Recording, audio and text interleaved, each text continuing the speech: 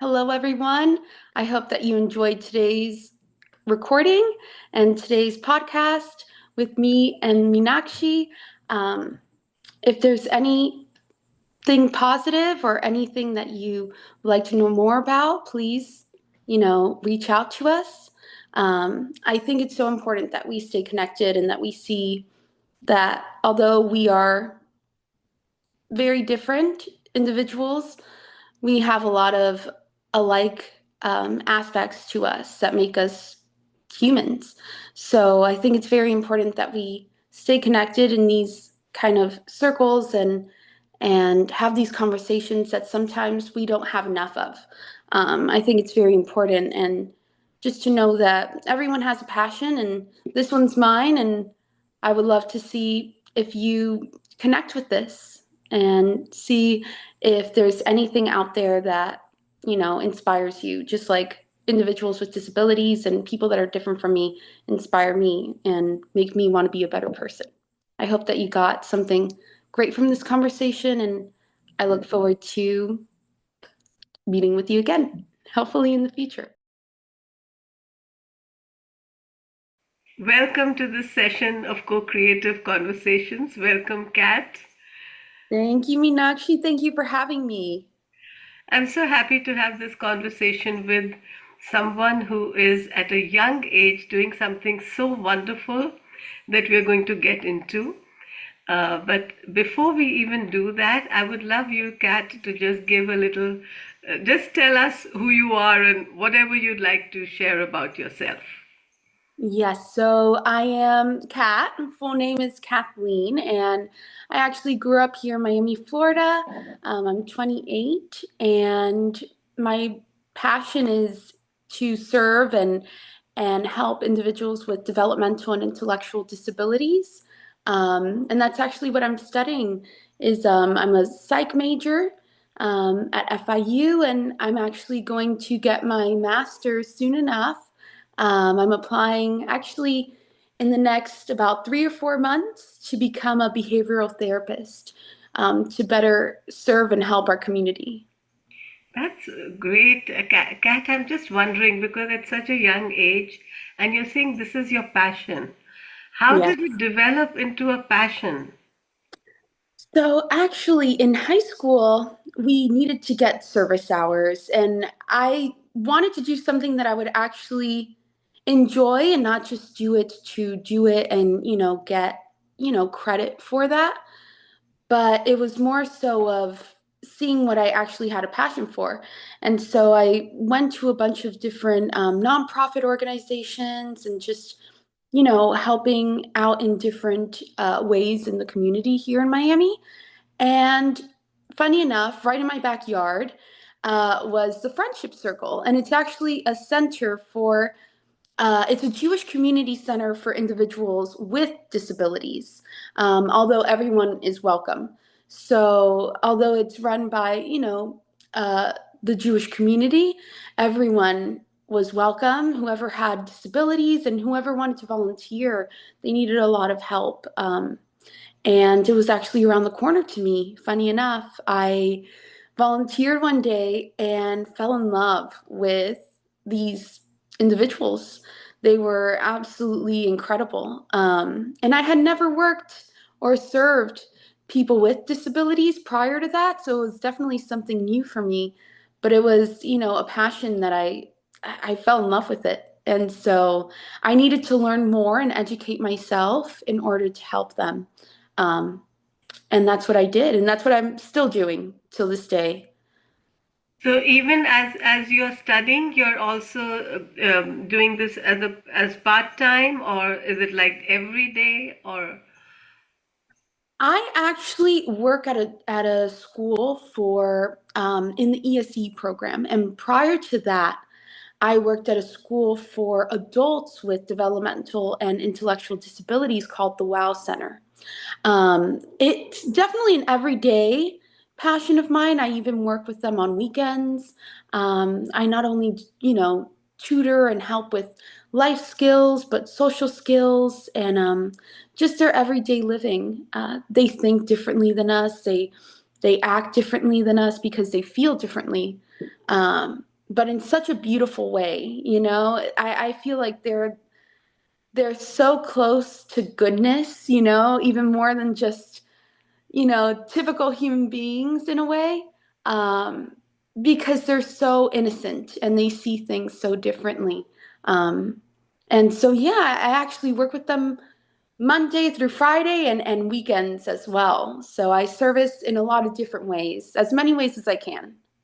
So that's what interested me, because when you were considering what to speak about, uh, because one of the things that always sort of catches in my mind is that how we sometimes define people or label people as who they are. Like you say, I'll say I'm an Indian, or I'm an American, or I'm, Right, whichever country we are from.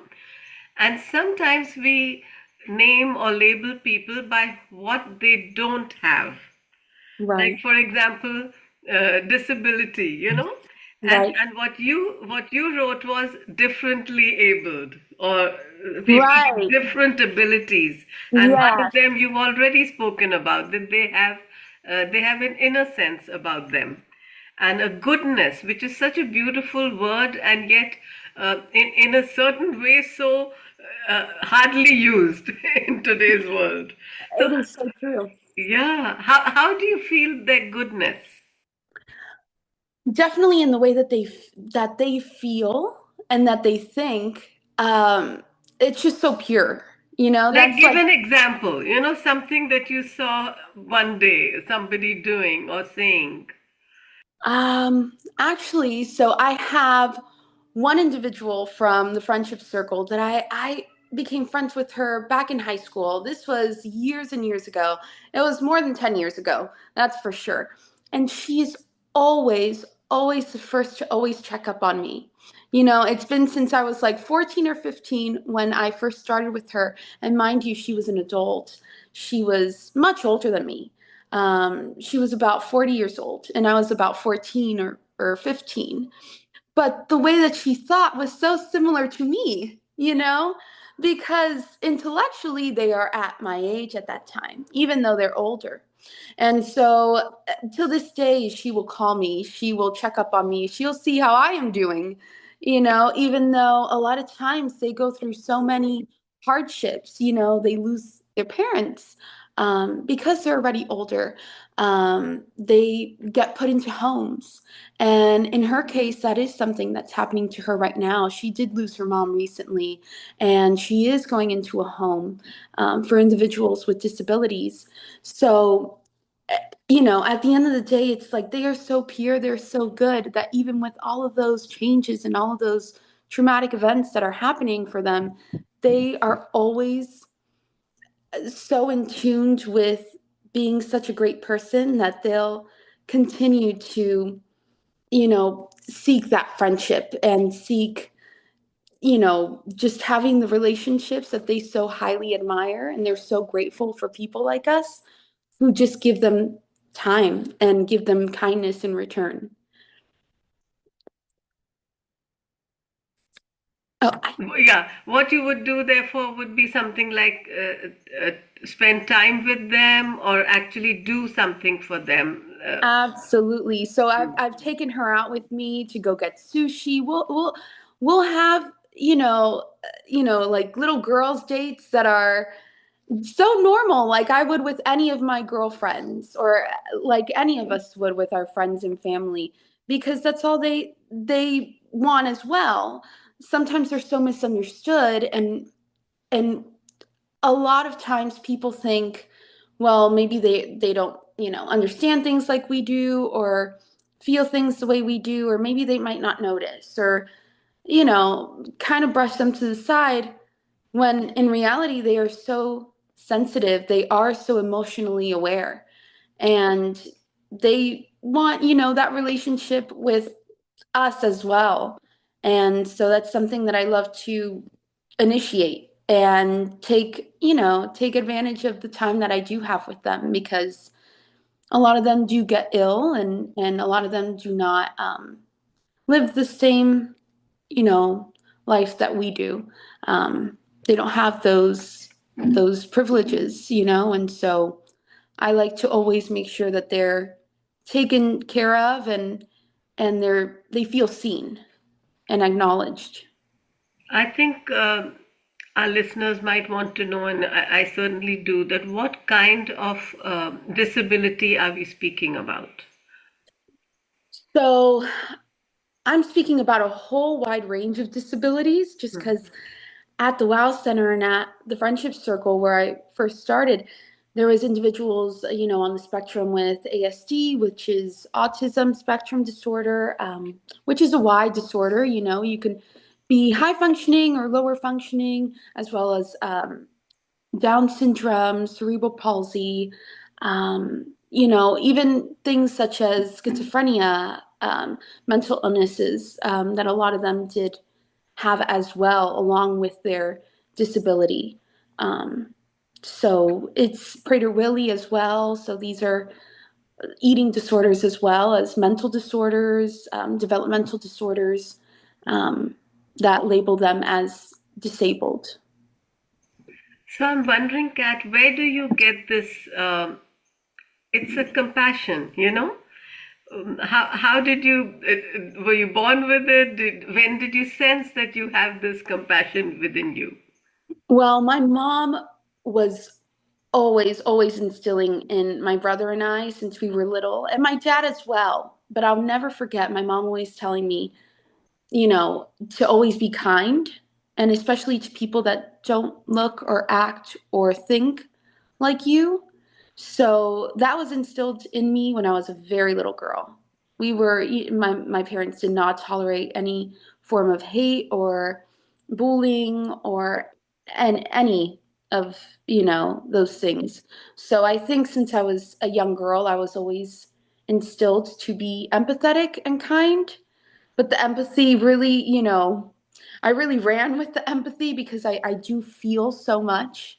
Um, and especially in the world that we're living in today, I think we need more empathy and more understanding and more kindness because a lot of times people can be very cold and misunderstood.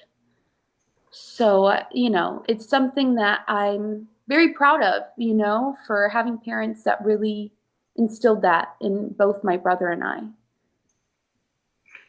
I'm just wondering, getting away a little bit from this particular part, but you say you've always lived in Miami. Have you also traveled? Uh, I actually have. So my dad actually worked for the government growing up.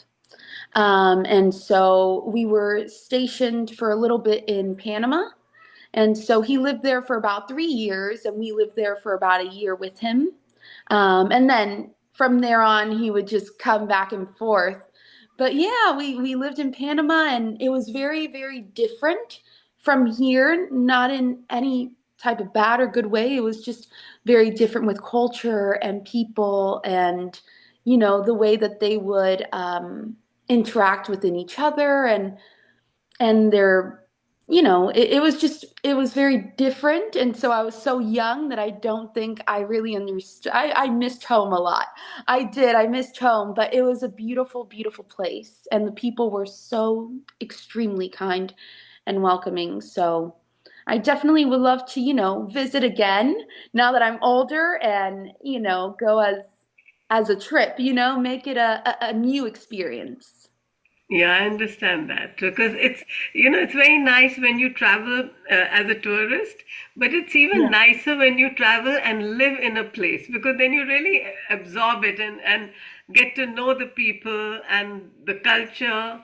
And absolutely. yeah, and from what your parents told you to be always empathetic and to Yes. and to accept differences. So it's good to meet people who are a little different from us, in different Absolutely. ways. Yeah. But Absolutely. I'm also wondering, because Miami has it doesn't seem to be a place where there's a lot of empathy. I don't agree, but because I feel I have a wonderful circle of people that I meet every day who have that kind of consciousness. But how did you feel as a younger person? Oh, you know what? As a younger person, growing up, I could see where there was lack. in some places, but it's like you say, it's who you surround yourself with and what you make of it, because you can find really incredible people anywhere you go in the entire world. You know, there's goodness, and then there's parts of our world where it's not so great, but it's our duty and our job to at least, you know, be part of what makes this world a better place, you know, and to put the goodness out there, and hopefully even with just one act of kindness will inspire other people around us. And I think that's a responsibility that we should, you know, take upon ourselves, you know, as individuals, and take that responsibility. So, do you feel that people around us behave according to how we are? Do you think, because you said you can inspire people around you, do you think just by being as we are, we can change the way people behave? Well, I actually do. You know, the other day, it's funny enough, just to give an example, I was getting out of a class at FIU at the university, and there was about six of us in the elevator, and the last one to come in, who held, you know, the elevator open so that he can get in, he says it was a young man, and he says, "Oh, you know, hi, thank you so much for, you know, holding it open for me." He's like, "I hope everyone's having a good night." And not a lot of people responded to it. I guess, you know, being young kids and young adults, they might, you know, just brush it off. But I typically am not on my phone. I'm not very connected to the phone. I don't really have social media. So for me, it's not something that I'm, you know, consuming a lot of. And so I had it in my backpack, and I'm like, "Oh, you know, I hope you're having a good day as well. Thank you." And then as soon as certain people leave the elevator to get on their floor, he says, "Oh, I hope you all have a good and safe night. Good night and safe travels." And I said, "Oh, good night," thinking he would get off as well. But he stayed on, and we were at the same floor. And so I said, "Oh, well, I guess not good night to you just yet." And he starts laughing, Yeah. and he says, "You know, I say these things because I think that it could actually help someone who might be having a bad day." And I said, "You know what? You're absolutely right. You know, you're spreading a lot of kindness in a world that doesn't have so much sometimes, you know, or that a lot of us don't feel it, at least, you know. So it's a really great thing that you're doing that, even something so simple." And he says, "Yeah," he's like, I would like to do that as much as possible. You never know what someone's going through." So I said, "Oh, you know, well, you have a great night." And he says, "You too." You know, he held the door, and he said, "You know, have a safe night, safe travels." And I was thinking, wow, that's such a kind gesture. You know, something so small and minuscule to many of us is something that could really change the trajectory of a person's day. Yeah, that's right. And what you're bringing out is the problem that so many youngsters are facing today, and that is the problem of disconnection, not connecting with one another.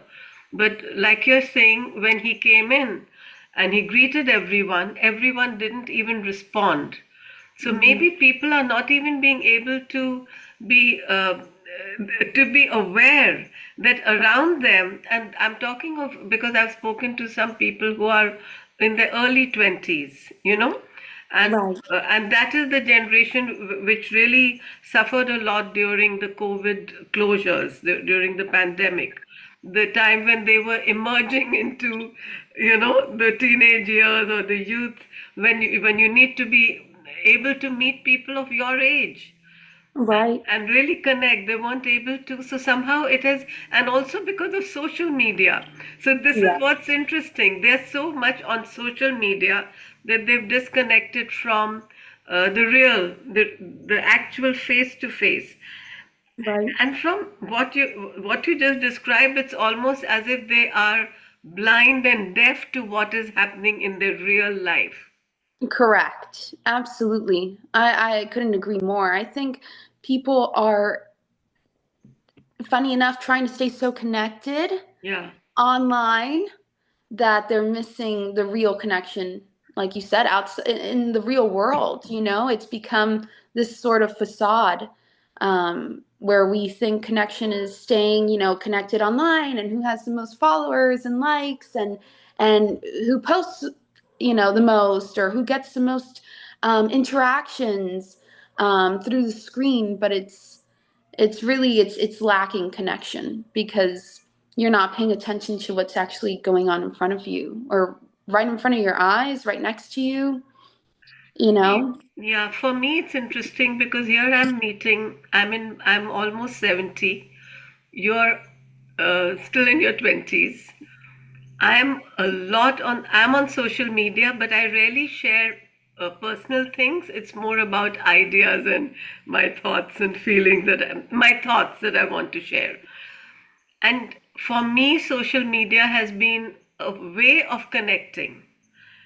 You Right. have decided to stay away from social media, so we could have that kind of conversation. So That you tell that's me first your view. What do you feel why you don't want to be on social media? Right. So this is a great topic, just because I feel very strongly about this, because I relate to this so much. And at this age and at this point in life, it's like everyone has social media, So it's the very few people that don't stay. I'm sorry, she would like to be in Well, this as yes, well. your cat wants to come in and be in the conversation. I like that. Yes, come. Her name is Tuna, and Oh, she's okay. very friendly and very, she Yeah, she likes to gregarious. be in it. um, Yeah. but I mean, so for me personally, it's how you use social media and what you're using it for, and what good are you putting out? Because at least for me, I was putting up things that were just very, it was just my everyday life, but a lot of times it's, pictures of me, or pictures of my friends and I going out, um, those kind of things, or like, oh, you know, clinking with our drinks, and where we were, and our new, trip that we just took. And those are all great, but it becomes very, I guess it becomes a bit tarnished, and yeah, tarnished when you're putting it up and comparing yourself to other people. Um, and seeing if, you get enough likes, or you get enough interactions, and you get more followers. And at least when I was younger, because I haven't had it for about 7 years now. So since I might have been like 2021, I haven't had social media. Um, Back then it was about, for a lot of us youngsters, especially in that time, it's like you're so susceptible to, like, who are they, following, what are they doing, who's there, oh my gosh, I wish I was invited, oh my gosh, look, she has this beautiful outfit on that I wish I could wear. And it's more of, comparison, and fighting for like this limelight that is not real, And I learned that actually during the pandemic, when I got so, during the pandemic, I got so close to myself, and to God, and to my spirituality. um, I became so healthy in the way that I was thinking, and what I was consuming and putting in my body.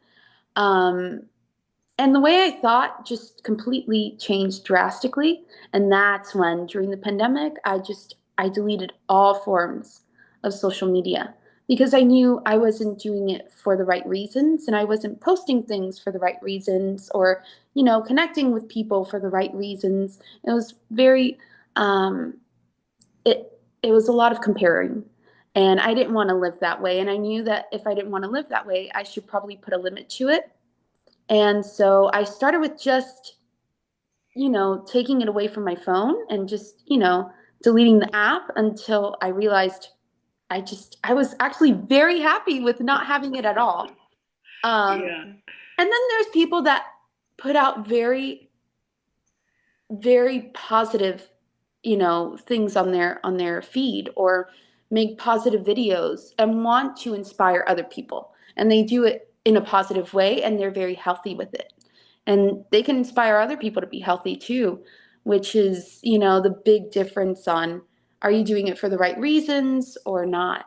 Yeah, exactly. You made a very valid point, because it's not what you do, but why you do it, and Right, how the reaction of people or the non-reaction affects you. You right, know, so for example, in my case, one of the reasons why social media was so freeing is because I have, like I said, so many things I'd like to share, and right, messages. And instead of boring the friends and the people I have in my physical life who are not interested in those things, I'd rather just put it out somewhere. And if someone wants to read it, wonderful. If they don't, too bad. I mean, it's yeah, okay, you know. Uh, yes, yeah, and then the beauty was that I actually found that I, uh, I connected with relatives who we are out of touch with, because we have families all over the world. We're not wow, all in one place, and right, even the older people were on social media. oh wow, For our generation, it became a form of connection and freedom, right, and connection in a way that's very difficult when you meet physically as relatives. It's different when you meet on that kind of a platform. So right, I saw that it really does depend on what you use, why you use it for, and in a way also how much time and energy you spend in what you're doing you know right, and otherwise, the things you said, that people get envious, or they share this or they share that, you can do that even without social media, and it was happening. Envy and all these things didn't come with social media. It's just that they may have increased a little bit, because now you can see much more than you could see right, earlier. But right, yeah, to me, I can't tell you how wonderful the whole connection through social media, not just social media, but even World Wide Web, how wonderful it is. Because in when we were even older than you, even when I was in my 40s and 30s, and we wanted to get some information, it was just not available unless you were lucky enough to have access to a library, and right, that library had physically the journals or the books that you wanted. you know right. Whereas now you just have to go on the World Wide Web of Wonder, and you get any information now with, now there's Absolutely. AI. So what do you feel about AI? I actually think AI is very helpful in a lot of ways. Things are so I actually was reading about this earlier as well throughout the week, because one of my classes, psych classes, we talked about a point in AI. I think it's actually very helpful for many people. We have so much more access to things and so much more information than we ever have. But again, it's the way you use it.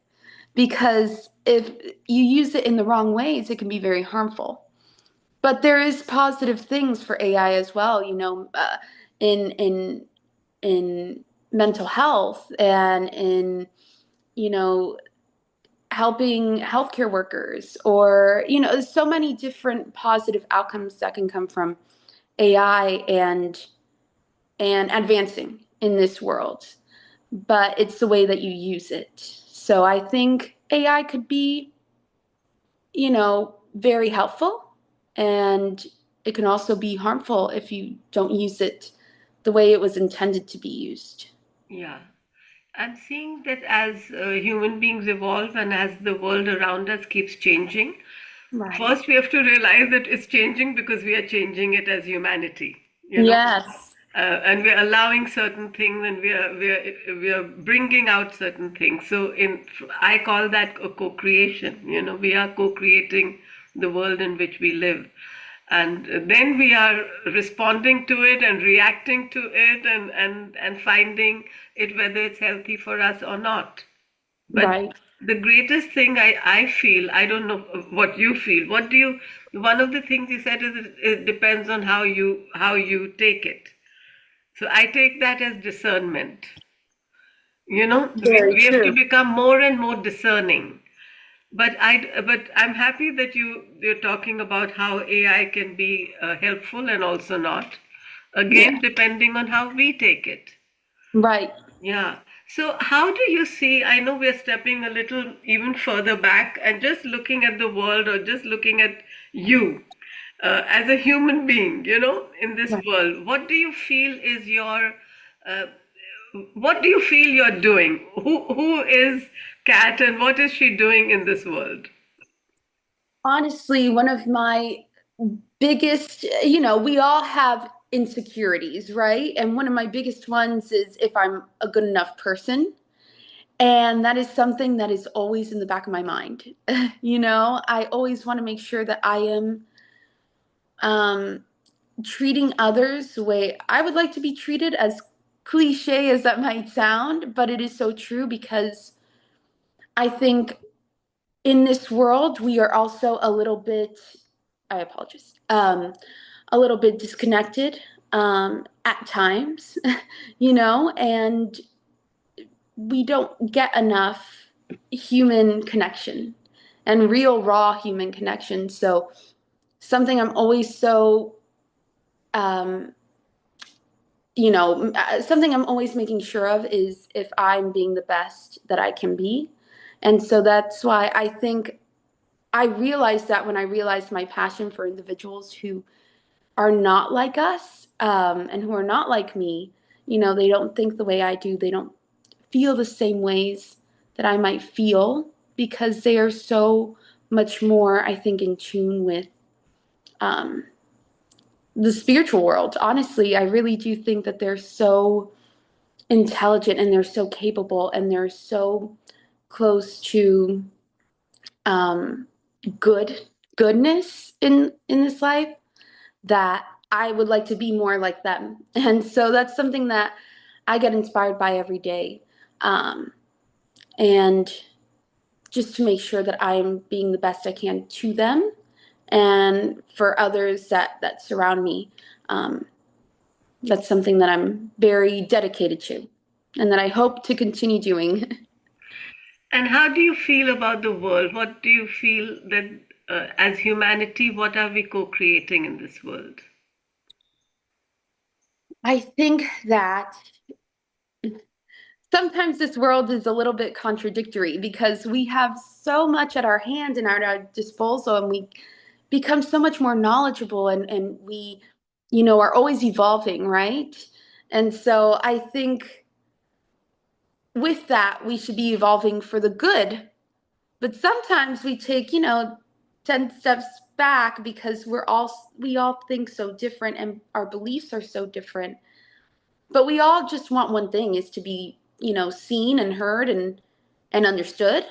And even if you don't always agree, at least you come to an understanding that you respect each other and that you will, you understand what, your your brother or sister in this world is saying, and that you don't have to agree, but at least you can come to the understanding that there's a level of respect and, just to be seen.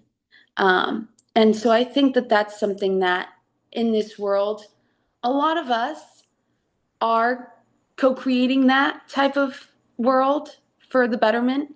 And it's, not everyone, but a lot of us are. And I think it could be very inspiring, to continue that even in a world that's sometimes a little bit more cold or shelled. I think that that's something that could be beautiful to co-create together, as humanity. Do you feel of course, let's say in the last 10 years, do you Hmm. feel that the world is becoming a little bit better, a little more aware, or do you feel it's going the other direction? I think that because we are such emotional creatures, as humans, we are so emotional. And that's a beautiful thing to have emotion, to feel. It's an amazing thing because it says that we're still like we're alive, we're well, we're we want to see change. And I think that's where the emotion comes from. But sometimes when two different, not like-minded people, but two different people want to see change for whatever benefits them, you know, um, it becomes hard. It should be what benefits, all of us as a society. Just we all want the same thing, to be loved, understood, seen, and heard. And so I think that I have a positive mindset in the sense that I do think there's still a lot of good in this world. And so I think that over time we will see positive changes, as time goes on. I really do. I believe that. I have faith that that will definitely be something that we see, more of in the future. Do you meet people who feel like really the opposite? Who I literally have someone who said she doesn't want to read my book because just looking at the cover, she said, Meenakshi, I'm sure it's optimistic and full of hope, and I don't want to read it. Oh my goodness. And so yes, there's people that think so differently from Yeah. us, and feel so differently from us that they don't want to they don't want to change in their ways. Why do you Um, feel in this case, and how would you handle it if you met somebody like that? I think I would respectfully just give them a synopsis of what it actually is like, even if it's very optimistic and hopeful. But I think that that's something that people like, maybe that individual might be lacking at that moment or at that season of their life, is hope and optimism. And so a lot of times we don't want to, you know face those kind of things because we're hurting or we're going through something that isn't giving us hope, and isn't giving us that light at the end of the tunnel. I think people's trauma and hardships actually make them a little more shelled, um, and they're less receptive to people giving them good news or positive reinforcement or positive reassurance. A lot of times they shut it down because it's something that they don't want to hear at that moment. So I think the best thing to do in those cases is just respectfully, maybe you give them a synopsis of what it is and say, yes, it is hopeful and it is optimistic. But I do think that it's also something that would help a lot of people. It might not be for you, but it's definitely for certain people out there. I mean, the book is a book, it's how people take it. The point here is that um, I think people are just so fearful of being hopeful, because they are looking at a lot of the news. The news seems to be always bad because they are not Yes. looking at the good news. The good news is too boring for them or too, commonplace. and Right. and they don't realize that if it's commonplace, there's more of that's happening than the bad news, the traumatic things that are happening in the world. And so what do you do? That was actually my question. What do you do when you meet someone who thinks really the opposite, like you feel the world may become better, and you seem to have that feeling of let's all do something which is good for everyone? What if you come across someone who says, no, I think some people really are better than others or are worse, and I think the way I think is more correct than the way someone else is thinking? Then how would you handle such a person, or connecting with this person?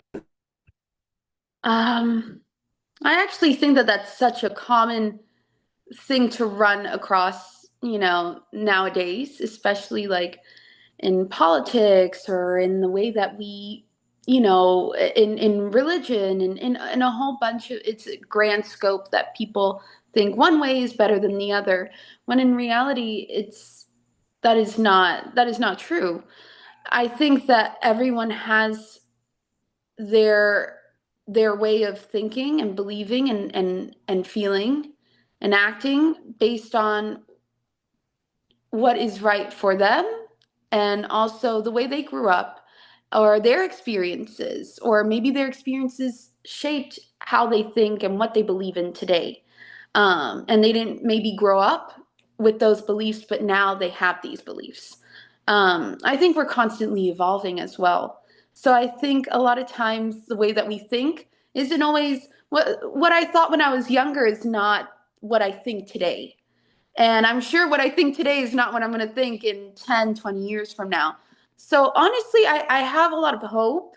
Now that we've been using the word hope, it's like a very prevalent thing in this conversation. I have a lot of hope that people will change. Sometimes people are like, oh my gosh, she said this. And I also think, well, she's also 21 years old. I don't think she's going to think that way when she's even 25, 26, 27, because we're constantly evolving based on, our the way that we think and our brain developing, even up until we're 25 years old.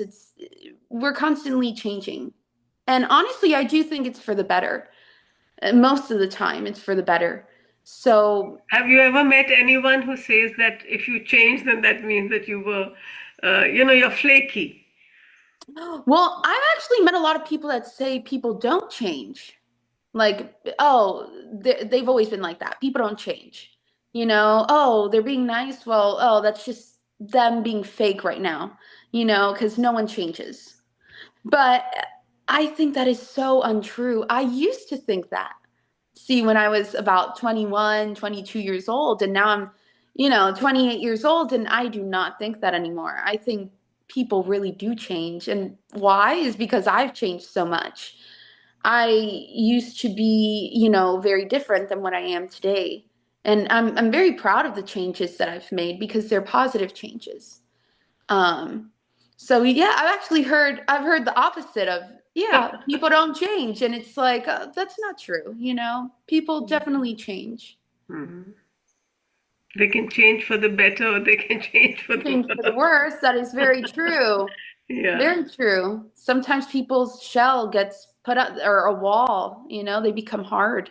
So it goes either way. It's so If true. you had a question, that you wanted to ask someone who has a completely different point of view than you, uh, or something that surprises you about the world, is there something that stuns you or shocks you or surprises you? Um, After all the optimistic and hopeful talk that we've done, I actually do find it a little shocking, like the example that I gave about the young man that walked into the elevator, because you don't see that every day. So I do get a little bit taken aback or shocked, surprised when people just are kind for no apparent reason. They don't know you, they don't owe you that kindness or that introduction or that time of day, conversing with you. But it's very, it's nice, it's refreshing. I think that's the right term to use. It's refreshing because that's something that at least I think here in Miami sometimes you don't see all the time, Um, but like we said, there is that good out there. It's sprinkled, So that's why you have to have a good bubble, and, keep your family and your friends close. Yeah, you've always been close to your family and friends because you've stayed in the Yes. same. Yeah. What if you had Absolutely. to go to somewhere? What if you found yourself completely, in a new place without familiar people? You know, it would be very difficult because I'm a person that really does need a support system around me, or I thrive with a support system. Um, but I do love to experience different people and different cultures. That's something I absolutely love, given the fact that I also have a passion for people that are nothing like me, that think differently, they look differently, they, talk differently. I'm very open and empathetic to that. and I love it. So I do think I would actually enjoy it, being in a different place, a different environment, being placed somewhere else that I'm not used to. Um, just because I've done it one other time in my life, like I had said when I was very young, I was a small child, but I had moved to Panama. It was very different, Yeah. So I missed my family a lot and what I knew because I was so close to my family, and our family, it was just my dad and my mom and I. So, and my brother had just been born. So I missed what I knew. But now that I'm older and I've changed, I I love new environments, and I love learning about these new things, the way people think differently than me, look differently than me, act differently than me, feel, in different ways. um, I admire it and I love it. And I really love to take that in and kind of like immerse myself into that culture or environment that I'm in. So you're saying you've changed? Where do I you have. see Cat in 10 years? What would have changed in you? Actually, I think in 10 years I would love to have, a family.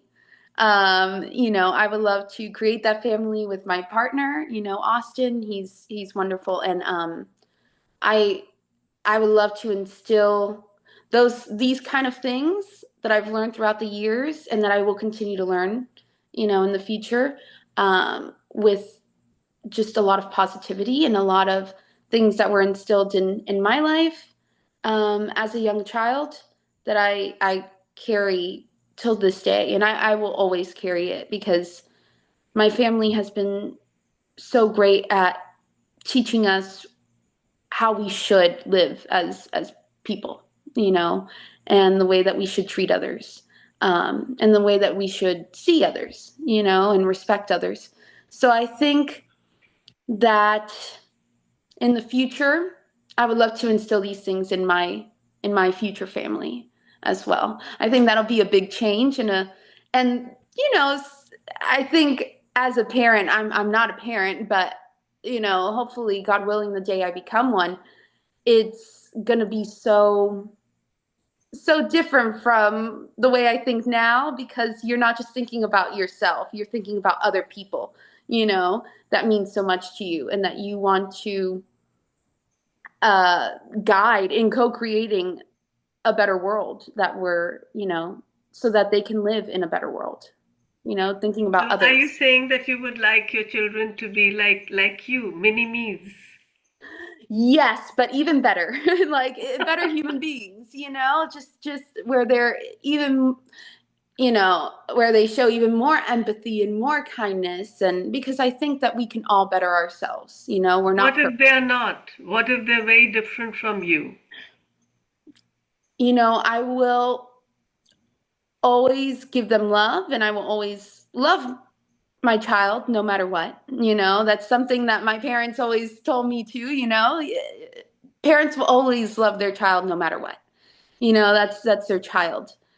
But holding them accountable is also something that you have to do as a parent. So I do think that that's something that's hard as a parent, but you have to do it because you love them. So teaching them Why do really. you feel I asked you this question about being mini me? you know I don't know, that's a good See, question. here I am, very different from you in many ways, right? You were saying you like meeting new people, so now you're meeting me. Do you have anything to ask me? Well, actually, what made you want to start this podcast, and you serve people in your own way. It's like we all have a job, and I serve people in the disabled community, and I help out in those type of ways. But what made you want to be part of or create the co-creator program where we could see the way people think and have these conversations? Because when you look at podcasts, you often see people who are famous becoming more and more known, Right. and which is wonderful. You see a lot of positivity that way. Maybe there's also a lot of negativity, but I'm always seeing a lot of positivity. Yeah. Uh, and by positivity, it doesn't just mean that saying everything is wonderful, but Mhm. that people who are waking other people up. It's Mhm. that whole awakening that's happening in the world.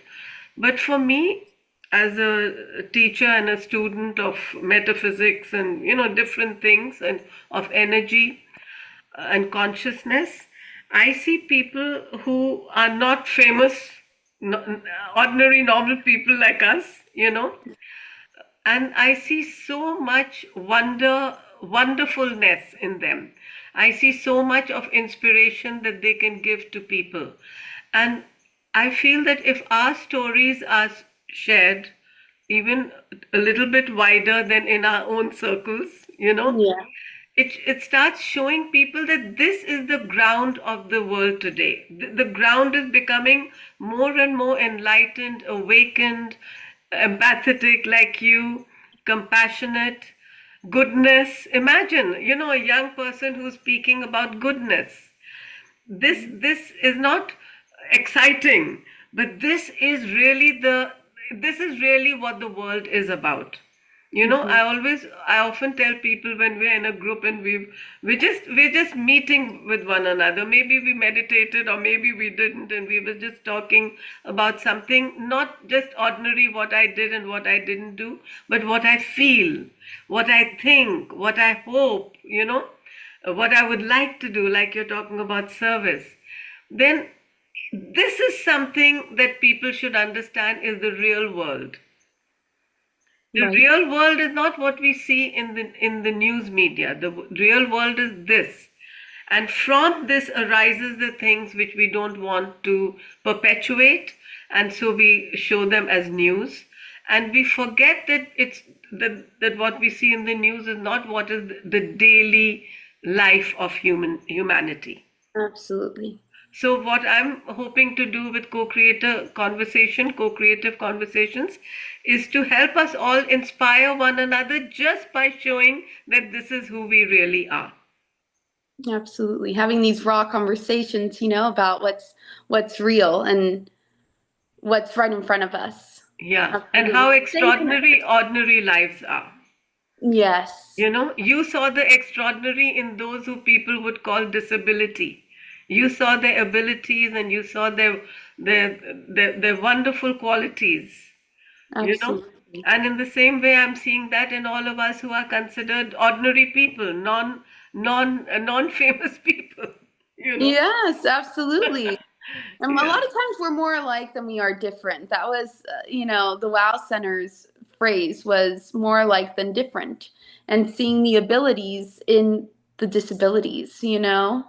I like So, that because especially because you're talking of abilities, and one of the courses I teach is the 9 responsibilities, which was made by Tavita Grant, and she said responsibility is our responsibility. They are our abilities to respond. you know wow. yeah, and this and all of them together make us who we really are, because that's what we have come here in this world to do, to just find out who we really are. So I really would like to speak to you in 10 years when you have I would children love that. and And ask where you I am. how happy are you with making them mini me's or letting them be. Yes, we will see. I'm going to be learning. I'll be teaching. I'll be learning. I'll be teaching them learning. So it's Yeah, really, you never know yeah, how you'll be as a parent. It's yeah, yeah. a very new chapter. Very new chapter with new world, and it's wonderful because children are ahead of us. They show us how the world is going to be you know Absolutely. and you're very Absolutely. right, to give them our deepest values, Right. and we don't even have to tell that to them. They just imbibe it from us It's true. The you way that know we act. Yes, yeah, absolutely. yeah, What we exactly. put out. Yes, Yeah. yes, exactly.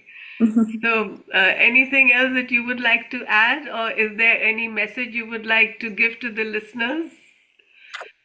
I think that when we see other people that are different from us, it's very easy to look and judge. And sometimes disabilities are not even visible.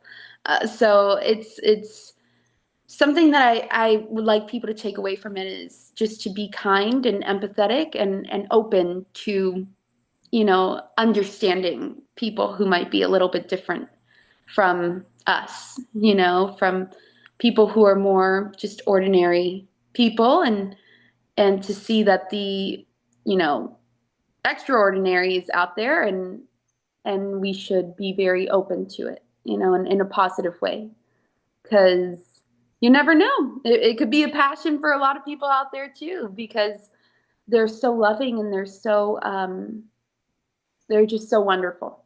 So that's Well, something that, I have a follow-up question to that. I was wondering, Kathleen, because it requires communication between any two people. right? Is not simple and easy. Sometimes we may No, use a word which the other person sees in another way, or right. you know. So, how did you find any situation where you said one thing and meant one thing, and the other person didn't take it the same way, didn't understand it the same way? Yes, most definitely. I think that some people are I think it has to do with being educated on certain, topics, or the way that we speak about things and people that are different than us. I think it just has to do with being more open to being educated in those, in those areas, and being corrected, when something might not be right. I've had to be corrected, other people, I've had to correct other people, and I think it's something that's okay. We're human, and sometimes we make mistakes. We don't realize that what we said might not be correct, or just in another person's eyes. But being corrected and learning from it is more than okay. I've had to be corrected, and like I said, I share that with others now. I think it's part of being human. True. Yeah, making mistakes and not seeing things the same way, Yeah. and that's okay. Yeah. You know? So in some ways, all of us have a disability Yeah, in communication, in yeah, just understanding one another. And as long as we realize that, then the us and the them become the us. You absolutely, know. Yeah. absolutely. We are more alike than we are different. That's for sure. Any last word, Kathleen, before we stop?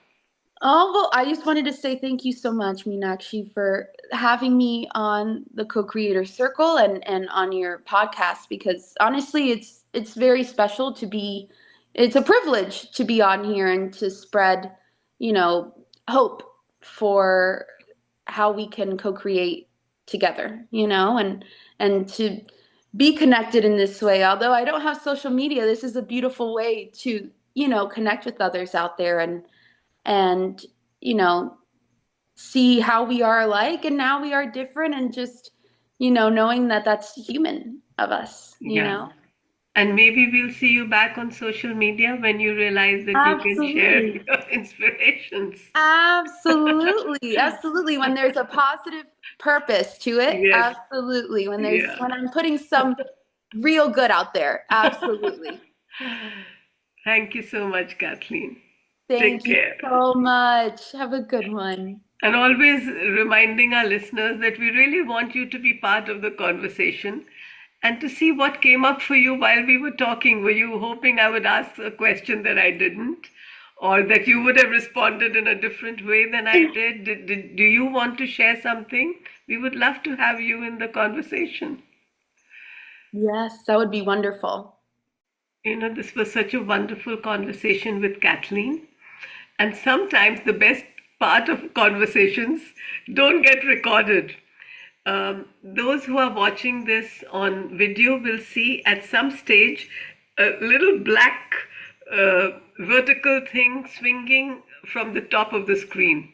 And later you will see that it was her cat, Tuna, who was wanting to be part of the conversation. And Kathleen told me how she met the cat. The little baby kitten, who was really very, very tiny, was on a road, on a highway, and cars were going on both sides, literally missing her by centimeters. Kathleen stopped and she made all the traffic around her stop and then took the cat. She thought that when she's making everyone stop, people would get angry or upset, but everyone was applauding her. And I think this, even though it didn't get recorded, shows not only the kind of human being that Kathleen is, and kind is the operative word here, but also how the world is changing and has changed in ways that we don't always understand and realize. And it really shows why we have these co-creative conversations, even with a young person like Kathleen, who again is not on social media, but is going to be promoted now by these co-creative conversations. This is what I'm inviting you to join in. If you have something that you feel, just our own little normal, ordinary stories of our life that can inspire people, we may not even realize that they inspire people, then please do write in to info@cocreatorcircle.com. And if you're watching this video or listening to it on one of the audio podcasts, then do write a comment, leave a little note, and let us know that you were listening and what you liked or what you wished was better in the conversation. Thank you so much. This is Meenakshi signing out.